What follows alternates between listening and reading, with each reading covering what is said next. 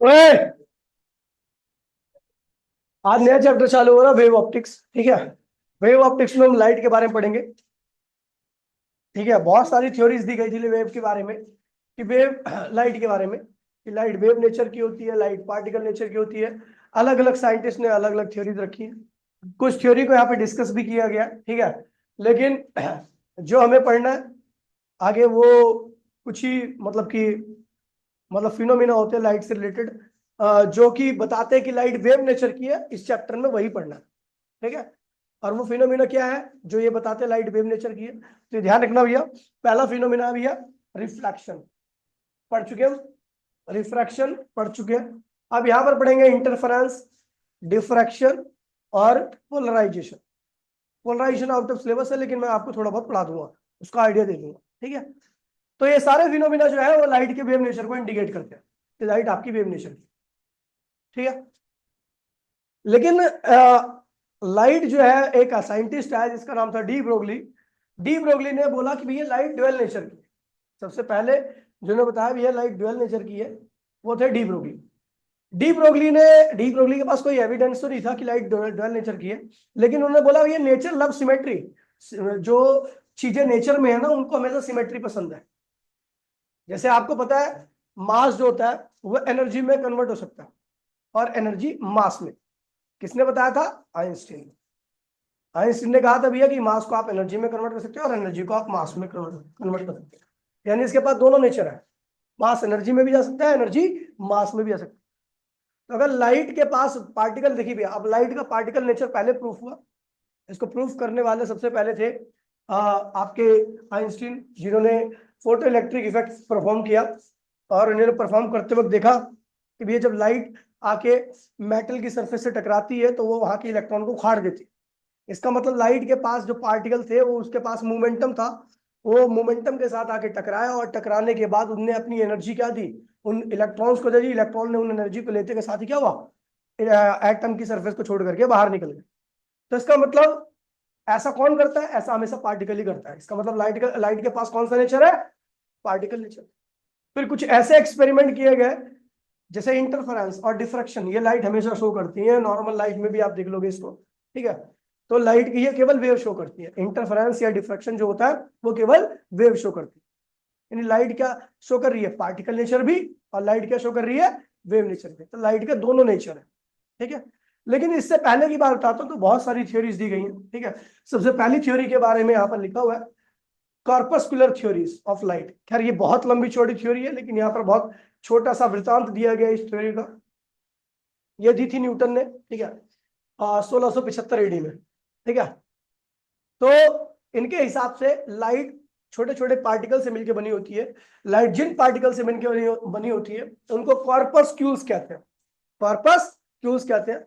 अलग अलग कलर की लाइट का कॉर्पस्क्यूल्स का साइज क्या होता है? अलग अलग होता है, ठीक है। हेलो, हाँ जी, नमस्कार जी।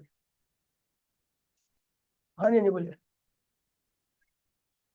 देखिए, तो भैया इनके हिसाब से लाइट एक छोटे पार्टिकल से मिलकर बनी होती है, उनको कॉर्पस्क्यूल्स कहते हैं। कॉर्पस्क्यूल्स जो होते हैं ल्यूमिनेटिंग ऑब्जेक्ट। ल्यूमिनेटिंग ऑब्जेक्ट ऐसे ऑब्जेक्ट होते हैं जो लाइट को एमिट करते हैं, वहां से निकलते हैं और बहुत तेजी से भागते हैं, ठीक है। और अलग अलग कलर के कॉर्पस्क्यूल्स का साइज क्या होता है? अलग अलग होता है।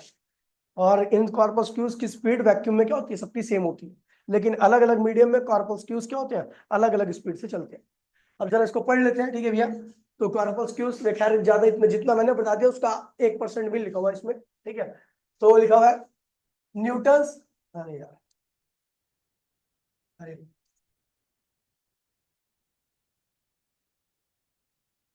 न्यूटन आए तो खैर खामखा लिखा हुआ है, ठीक है। इनके हिसाब से लाइट टाइनी पार्टिकल से मिलकर बनी होती है, जिन्हें कॉर्पस्क्यूल्स कहते हैं, which are shot out the high speed by the luminous object. मतलब जो जिनसे लाइट निकलती है उन ऑब्जेक्ट से निकलते हैं। This theory could explain the reflection, refraction and rectilinear. Rectilinear आपको इससे तो पता ही होगा, ये भी पता होगा, लेकिन रेक्टिलिनियर प्रोपोगेशन का मतलब होता है कि लाइट हमेशा सीधे पाथ में चलती है, केवल लाइट चल सकती है, ठीक है। बाकी और के पाथ में थोड़ा बहुत चेंज आ ही जाता है। तो ये आपको लिखना है जो यहाँ पे लिखा हुआ है, ठीक है। एज इट इज नोट में आप कॉपी कर लेना, ठीक है। फिर अगली थ्योरी दी गई थी भैया क्रिश्चियन हाइगन। और इनके है तो ये थ्योरी ज्यादा कामयाब थ्योरी नहीं है, लेकिन इनकी कुछ बातें हैं जो आपको फॉलो करनी है, ठीक है, मानिए, और आगे पढ़ोगे भी इसके बारे में, ठीक है। तो ये क्रिश्चियन हाइगन आए, क्रिश्चियन हाइगन आए कहे, इन्होंने बोला भैया कि लाइट जो होती है वो मैकेनिकल वेव होती है। क्या होती है? और मैकेनिकल वेव, उसमें भी लॉन्गिट्यूडनल वेव। मैकेनिकल वेव ऐसी वेव्स होती हैं जिनको चलने के लिए मीडियम की आवश्यकता होती है। लॉन्गिट्यूडनल वो वेव होती है जिसकी मोशन और पार्टिकल की वाइब्रेशन सेम डायरेक्शन में होती है। जो अगर एक्स पे चल रही है तो उसका पार्टिकल भी एक्स के लॉन्ग ऑसिलेट करेगा। एक और वेव होती है जिसको हम ट्रांसवर्स वेव कहते हैं, उसके पार्टिकल जो होते हैं वो मोशन के क्या होते हैं, परपेंडिकुलर ऑसिलेट करते हैं। जैसे वेव एक्स के लॉन्ग चल रही है तो पार्टिकल या तो वाई के लॉन्ग ऑसिलेट करेगा या जेड के लॉन्ग ऑसिलेट करेगा, ठीक है। तो हाइगन ने बोला भैया कि लाइट जो है वो मैकेनिकल वेव है। क्या है? मैकेनिकल वेव वो वेव होती है जिनको चलने के लिए क्या चाहिए, मीडियम चाहिए। क्या चाहिए? और उस मैकेनिकल वेव में भी लाइट कौन सी वेव है, लॉन्गिट्यूडनल वेव। लॉन्गिट्यूडनल वेव बिल्कुल वही वेव होती है जो साउंड वेव होती है, साउंड के अंदर साउंड वेव होती है सर एयर के अंदर, ठीक है। तो लेकिन अब बात लोगों ने छेड़ दी, भैया यार बताओ, अगर लाइट आपकी मैकेनिकल वेव है तो मैकेनिकल वेव को चलने के लिए तो मीडियम की आवश्यकता होती है। लाइट तो स्पेस में भी चलती है, तो ये मैकेनिकल वेव कहाँ से होगी? तो इन्होंने फिर बोल दिया एक और, भाई हाइगन भी अच्छे खासे साइंटिस्ट है, इन्होंने बोल दिया भैया लाइट जो है वो भैया जिस मीडियम में चलती है उसका नाम है ल्यूमिनीफेरस ईथर, ठीक है। ल्यूमिनीफेरस ईथर लिखा हुआ है इसमें, ठीक है, इस मीडियम के बारे में। तो उन्होंने बता दिया कि वैक्यूम में भी एक मीडियम होता है जिसका नाम है ल्यूमिनीफेरस ईथर, और लाइट उसी मीडियम में चलती है, ठीक है। फिर उन लोगों ने पूछा भैया लाइट तो बहुत तेज स्पीड में चलती है, तो किसी मीडियम में भी कोई चीज इतनी तेज स्पीड से चल ही नहीं सकती, मीडियम में कोई चीज तेज स्पीड से चल ही नहीं सकती, तो लाइट इतनी तेज कैसे चल रही है? फिर इन्होंने एक और बकवास कर दी, इन्होंने बोला भैया लाइट की जो स्पीड है वो इसलिए इतनी तेज है क्योंकि जिस मीडियम में चलती है ल्यूमिनीफेरस ईथर में, उस मीडियम की जो इलास्टिसिटी है वो इनफाइनाइट है, और जो डेंसिटी है वो ऑलमोस्ट क्या है, जीरो है। इससे स्पीड बहुत ज्यादा हो जाती है। आपको बता दूं एक रिलेशन होता है, अगर आपको 11th क्लास पढ़ी होगी आपने, तो एक रिलेशन निकाल था, B upon Meru, velocity of sound in year, या साउंड की तरह ही है बिल्कुल इनके हिसाब से, हाइगन के हिसाब से जो लाइट है और जो साउंड है दोनों एक जैसे ही चलते हैं। तो ये इलास्टिसिटी को रिप्रेजेंट करता है, इसको बल्क मॉडुलस कहते हैं, और ये डेंसिटी को रिप्रेजेंट करता है, डेंसिटी तो आप जानते ही। तो अगर ये इनफाइनाइट होगी और ये जीरो होगी तो ये भी क्या होगा, बहुत ज्यादा होगा, टू लार्ज। क्या होगा? तो अपने आप को सही करने के लिए इन्होंने जिस उस मीडियम की खासियत क्या बताई कि भैया उस मीडियम की इलास्टिसिटी क्या इनफाइनाइट है और डेंसिटी क्या ऑलमोस्ट जीरो है। ऐसा इसमें नहीं लिखा हुआ कुछ भी, मैं आपको एक्स्ट्रा बता रहा हूँ, ठीक है। लेकिन लोगों ने कहा भैया ऐसा मीडियम तो होता ही नहीं है, एक आध मीडियम दिखा दो जो इसके आसपास हो, हमारे नेचर में एग्जिस्ट करता हो, तो कोई मीडियम नहीं मिला, तो इसलिए थ्योरी का भी डिस्कार्ड कर दी गई, ठीक है। अब इस थ्योरी को पढ़ के बताया था मैं आपको, ठीक है। कह रहा भैया द साइंटिस्ट क्रिश्चियन हाइगन suggest that the light travels in a form of longitudinal wave. कैसी? लॉन्गिट्यूडनल वेव होती है जिनके पार्टिकल्स उसी डायरेक्शन में ऑसिलेट करते हैं जिस डायरेक्शन में वेव की मोशन होती है, ठीक है, बिल्कुल साउंड की तरह जिस प्रकार से एयर में चलती है। He propose that the light waves propagate through an all preventing hypothetical medium called luminiferous ether. Later on, the existence of such medium was discarded due to the contradictory properties. इसकी जो property थी वो अजीबोगरीब थी, ऐसी property वाला कोई होता ही नहीं है, ठीक है। उसके बाद फ्रेस्नर और यंग नाम के दो साइंटिस्ट आए, ठीक है, जिन्होंने बताया भैया कि लाइट ट्रांसवर्स वेव की तरह चलती है। कैसे चलती है? इसी मीडियम में, ल्यूमिनिफेरस ही बोला लेकिन ट्रांसवर्स वेव की तरह चलती है। और इन्होंने कई सारे फिनोमिना को भी एक्सप्लेन किया, रिफ्लेक्शन, रिफ्रैक्शन और इंटरफेरेंस। इंटरफेरेंस आपके लिए एक नया वर्ड है। इंटरफेरेंस का मतलब होता है रीडिस्ट्रीब्यूशन ऑफ लाइट एनर्जी। देखिए लाइट जब एक वेव दूसरी वेव से मिलती है ना, तो कई जगह पर दोनों मिल करके ज्यादा स्ट्रॉन्ग वेव बना देती है, उसको कहते हैं कंस्ट्रक्टिव इंटरफेरेंस। और कई जगह पर दो वेव मिल करके एक बहुत कमजोर सी वेव बनाती है या खत्म ही कर देते हैं एक दूसरे को, इसको कहते हैं डिस्ट्रक्टिव इंटरफेरेंस। तो लाइट का इस तरह से एनर्जी का डिस्ट्रीब्यूशन ही क्या कहलाता है, इंटरफेरेंस, ठीक है। खैर पढ़ेंगे आगे बहुत डिटेल में। और उसके बाद एक वर्ड और यूज हुआ, पोलराइजेशन ऑफ लाइट। लाइट के अंदर बहुत सारे कंपोनेंट्स होते हैं, इलेक्ट्रिक फील्ड और मैग्नेटिक फील्ड। आप जिस वजह से चीजों को देख पाते हो, आपकी आंखों में जिसकी वजह से सेंसेशन होती है, वो इलेक्ट्रिक फील्ड कंपोनेंट होता है। मैग्नेटिक फील्ड कंपोनेंट आपका किसी काम का नहीं होता है। बाकी सारे कंपोनेंट को हटा करके कुछ ही कंपोनेंट्स को लागू करना, ये क्या कहलाता है भैया, पोलराइजेशन ऑफ लाइट। क्या कहलाता है? लाइट बहुत सारे कंपोनेंट से मिलकर बनी होती है, बाकी सारे कंपोनेंट्स को हटा करके कुछ ही कंपोनेंट्स को लागू करना ही क्या कहलाता है भैया, पोलराइजेशन ऑफ लाइट। यार इसे भी पढ़ना था पहले बहुत डिटेल में, इसमें कुछ टॉपिक थे जो 100% एग्जाम में आते थे, लेकिन अब ये पूरा का पूरा सिलेबस कैसे क्या हुआ है, आउट हो चुका है, केवल यहीं तक है हमारा इंटरफेरेंस तक ही। तो ये आपको लिखना है जो लिखा हुआ है, ठीक है भैया। मैंने जो बताया उसका 10% भी इसमें नहीं लिखा हुआ। आगे बढ़ते हैं भैया, फिर बात करते हैं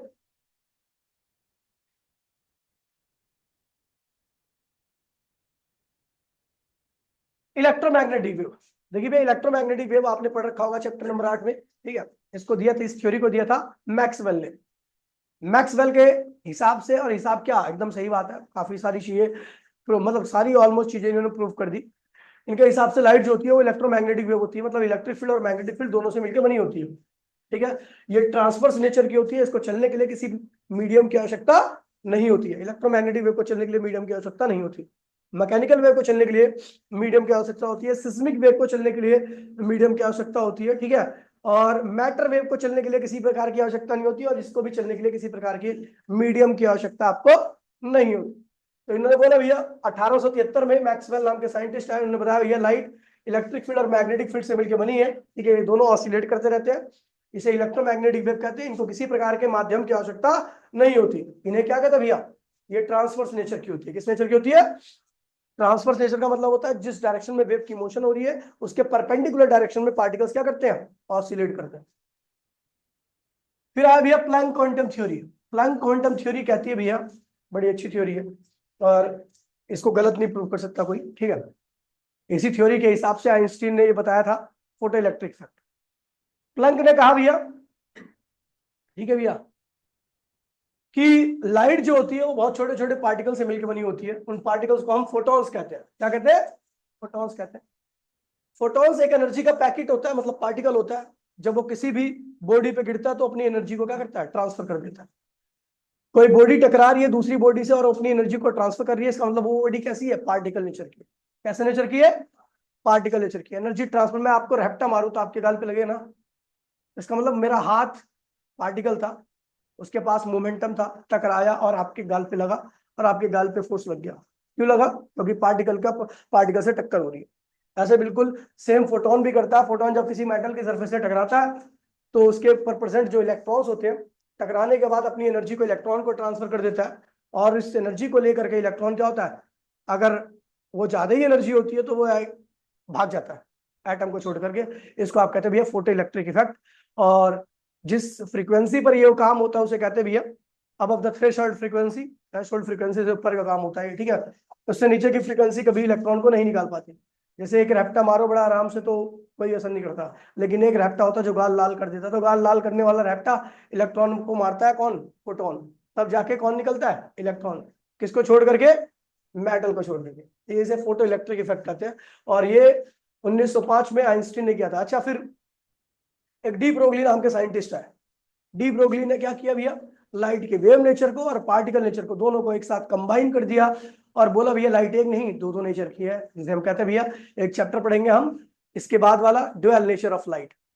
इसके बाद का ही चैप्टर है, ठीक है भैया, समझ लो इसी का चैप्टर है, ठीक है। ड्यूअल नेचर ऑफ लाइट कहते हैं। छोटा चैप्टर है, बड़ा इंटरेस्टिंग चैप्टर है, दिमाग वाला चैप्टर है, ठीक है। समझ में आएगा, पूरी फील आएगी उसमें। हाँ, देखिए भैया, लाइट का दो दो नेचर है। लाइट का पार्टिकल नेचर भी है, लाइट का वेव नेचर भी है। लाइट के पार्टिकल नेचर को जो रिप्रेजेंट करते हैं उसके कुछ एक्सपेरिमेंट है। जैसे आपका हो गया ये फोटो इलेक्ट्रिक इफेक्ट, एक हो गया अभी आपका कम्पटन इफेक्ट। कम्पटन इफेक्ट में क्या होता है कि एक्सरे बीम इलेक्ट्रॉन के साथ टकराती है और इलेक्ट्रॉन को निकाल देती है। इसका मतलब एक्सरे भी क्या है, पार्टिकल है, ठीक है।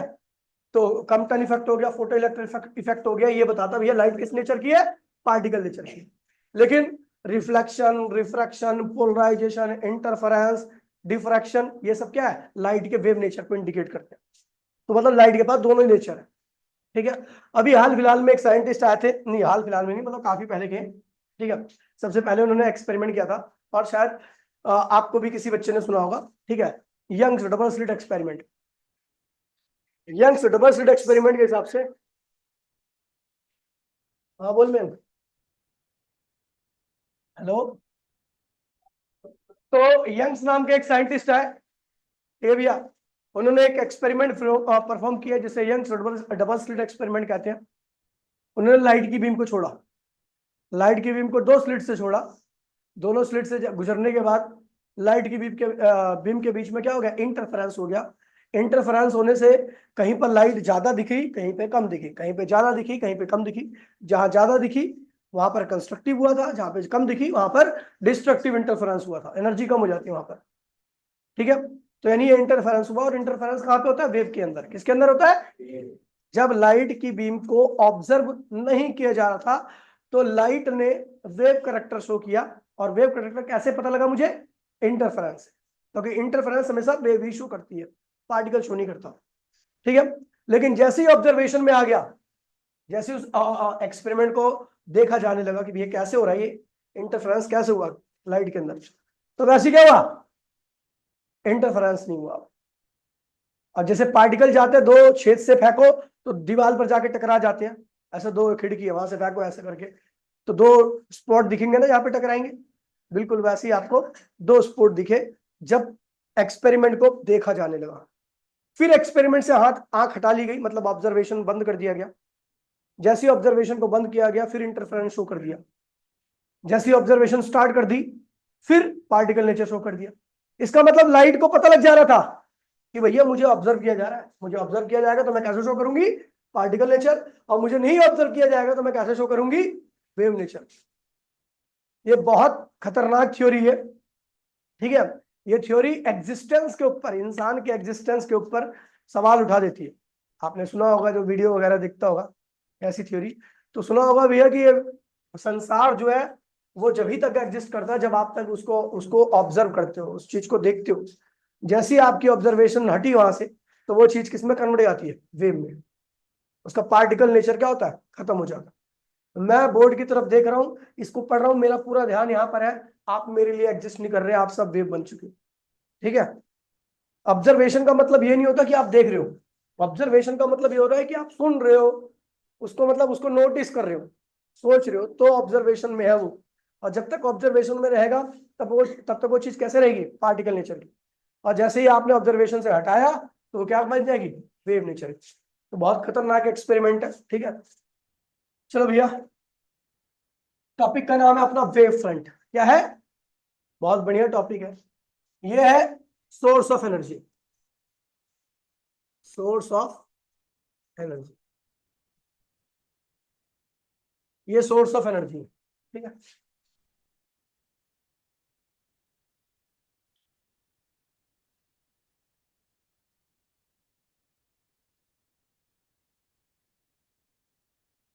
ये सोर्स ऑफ एनर्जी है। ठीक है? अब इस सोर्स ऑफ एनर्जी से एनर्जी निकली, ये मीडियम होमोजीनियस है। होमोजीनियस मीडियम का मतलब है कि हर तरफ रिफ्रैक्टिव इंडेक्स क्या है, सेम है।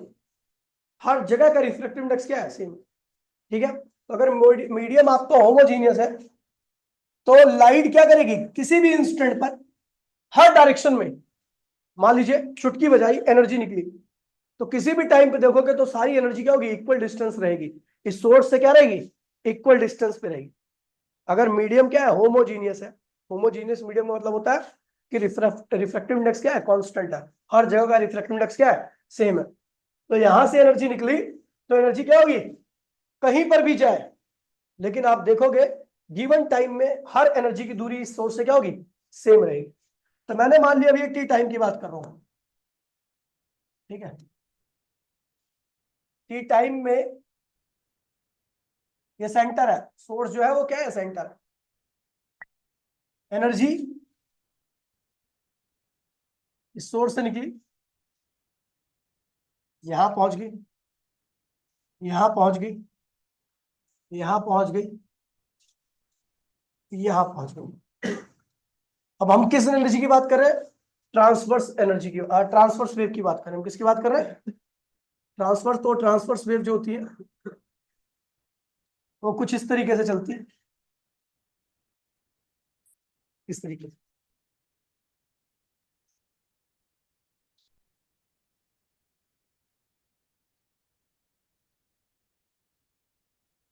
इस तरीके से बढ़ती है आगे। ठीक है, तो इस तरीके से बढ़िया। तो ये देखिए, अगर मैं बात करूं ए पॉइंट की या बी पॉइंट की या सी पॉइंट की या डी पॉइंट की, ऐसी न जाने कितनी एनर्जी निकली होगी। मैं टी टाइम पे बात कर रहा हूं। At T, at T time की बात कर रहा हूं। ए पॉइंट कहां पहुंचा भैया, यहां पहुंचा। बी पॉइंट कहां पहुंचा, यहां पॉइंट पहुंचा। सी पॉइंट यहां पहुंच गया और डी पॉइंट सोर्स से निकल करके यहां पहुंच गया। सबके द्वारा ट्रेवल किया गया डिस्टेंस क्या होगा, डी। ये भी क्या होगा, डी। ये भी क्या होगा, डी। ये भी क्या होगा, डी। ठीक है। और ये किस फॉर्म में पहुंचेगा वहां तक, वेव की फॉर्म में पहुंचेगा। मतलब ये वेव की फॉर्म में ऐसे निकला, ऐसे गया, इस तरीके से यहां पहुंचा। ठीक है। तो ए पॉइंट का फेज कितना है, 2 पाई। फेज मतलब होता है एंगल, फेज मतलब क्या होता है।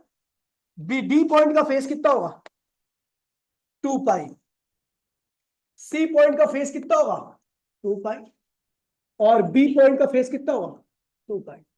इन सारे पॉइंट का फेज क्या है, सेम है। फेज सेम कैसे बोल रहा हूं भैया, क्योंकि सबने दो दो एक साइकिल की है। एक साइकिल, एक साइकिल, एक साइकिल, एक साइकिल, सबकी एक साइकिल हुई है, मतलब सबका फेज क्या है, 2 पाई, 2 पाई, 2 पाई, 2 पाई। जब ऐसे पार्टिकल्स को आप ज्वाइन करते हो जो सोर्स से एक ही टाइम पर निकले हैं, और उनका फेज क्या है, किसी भी टाइम पर क्या होगा, हमेशा सेम रहेगा। तो जो लाइन ज्वाइन कर रही है उनको, उस लाइन को हम क्या कहते हैं भैया, वेव फ्रंट कहते हैं। ऐसी लाइन जो उन पॉइंट को ज्वाइन कर रही है जिनका फेस क्या हो, सेम हो, जिनका एंगल क्या हो, सेम हो, उस लाइन को हम क्या कहते हैं भैया, वेव फ्रंट कहते हैं। क्या कहते हैं, वेव फ्रंट। दोबारा बोल रहा हूं, ये लाइन ऐसे पॉइंट को ज्वाइन कर रही है, ये लाइन ऐसे पॉइंट को ज्वाइन कर रही है जिनके हर पॉइंट का फेस क्या है भैया, 2 पाई। क्या है, तो ऐसी लाइन जो एक ही तरह के फेस वाले पार्टिकल को ज्वाइन करती है, उसको हम क्या कहते हैं भैया, वेव फ्रंट कहते हैं। क्या कहते हैं इसे, वेव फ्रंट। हाँ? अबे ये तो एग्जाम्पल है, ये तो चार पांच टाइप के होते हैं, लेकिन हमेशा ज्वाइन उन्हीं पार्टिकल करना जिनका फेस क्या है, जिन वेव फ्रंट अगर बोल दिया जाए और वेव फ्रंट के लिए कोई लाइन खींच दी जाए, तो उस लाइन पे जितने भी पॉइंट है, जितने भी पॉइंट है, सबका फेस क्या होगा, सेम रहेगा। ऐसा नहीं कि किसी का फेस पाई है तो किसी का 2 पाई नहीं, गलत है, फिर तो वेव फ्रंट नहीं बोला जाएगा। वेव फ्रंट अगर खींच दिया गया तो समझ जाना उस लाइन पे जितने भी पॉइंट्स है, सबका फेस क्या होगा, एक ही रहेगा। फेस मतलब एंगल, फेस मतलब एंगल। ठीक है भैया। तो वेव फ्रंट ऐसे ऐसे लाइन को ज्वाइन करती है जिनका फेस क्या भैया, ऐसे पॉइंट्स को ज्वाइन करती है जिनका फेस क्या, सेम हो। अरे क्या मीटर है, ये लाइन कैसे एक्स्ट्रा है, phase of C 2 pi, phase of C, phase of B 2 pi. ठीक है, तो इसे हम क्या कहेंगे भैया, वेव, वेव फ्रंट। क्या, मैं यहाँ पे अपनी भाषा में पहले लिख रहा हूँ, वेव फ्रंट एक ऐसी कॉमन टेंजेंट है, ऐसी कॉमन टेंजेंट है या एनवेलप,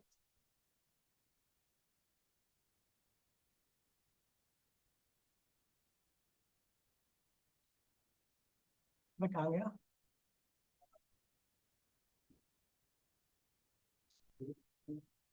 एनवेलप कोई एनवेलप है क्या है ये, है जो ऐसे पॉइंट को ज्वाइन करती है, ऐसे पॉइंट को ज्वाइन करती है जिनका, जिनका फेस क्या हो, फेस बोले तो एंगल सेम हो। ठीक है भैया। वेव फ्रंट एक ऐसा कॉमन टेंजेंट है या एनवलप है जो ऐसे पॉइंट को ज्वाइन करता है जिनका फेस क्या हो भैया, सेम हो। अब देखो आपको लिखना क्या है, a wave front is a defined as the continuous locus of such a point. Continuous locus मतलब कि एक लाइन पर, मतलब एक जैसे ऊपर खा बढ़नी, अच्छा टेढ़े मेढ़े नहीं, एक ये उधर एक उधर, ऐसा नहीं। कॉन्टिन्यूअस लोकस होना चाहिए और वो सबके सब क्या हो, सेम फेज में वाइब्रेट कर रहे हो। मतलब कि अगर ए नीचे आ रहा है तो बी भी कहां आ रहा होगा, सी भी कहां आ रहा होगा, डी भी कहां आ रहा होगा, नीचे। समझ गए भैया। ए अगर ऊपर जा रहा हो तो ए बी सी डी सबका जितनी पार्टिकल सब कहां जाए, ऊपर जा रहे हो। तो ऐसे पॉइंट्स को ज्वाइन करने वाली लाइन, जिन पॉइंट्स के फेस क्या हो भैया, सेम हो, उस लाइन को हम क्या कहते हैं भैया, वेव फ्रंट कहते हैं। ठीक है भैया, कोई दिक्कत तो नहीं है।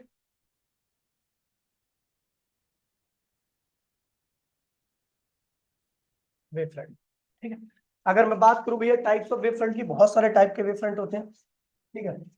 Type of wave front, type of wave front, ठीक है। तो बात करूं भैया, सबसे कॉमन वेव फ्रंट है spherical wave front, spherical wave front. अगर स्फेरिकल वेव फ्रंट की, ठीक है। दूसरा है सिलेंड्रिकल वेव फ्रंट।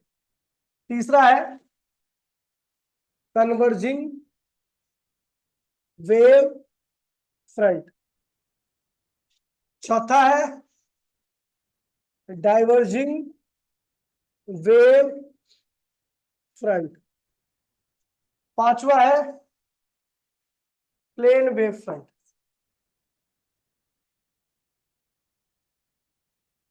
ठीक है, तो ये कुछ टाइप है। अगर मैं इनके सोर्स की बात करूं, सोर्स, अगर इनके सोर्स की बात की जाए तो स्पेरिकल वेव फ्रंट का जो सोर्स होता है वो होता है point source, point source of light. जैसे बल्ब होता है ना, बल्ब से चारों ओर रेडिएशन निकलती है, तो ऐसे पॉइंट को ज्वाइन करोगे जिनका फेस क्या हो, सेम हो, तो क्या बनने वाला है आपका स्फीयर। क्या बनने वाला है? सिलेंड्रिकल वेव फ्रंट में linear source of light, linear source of light.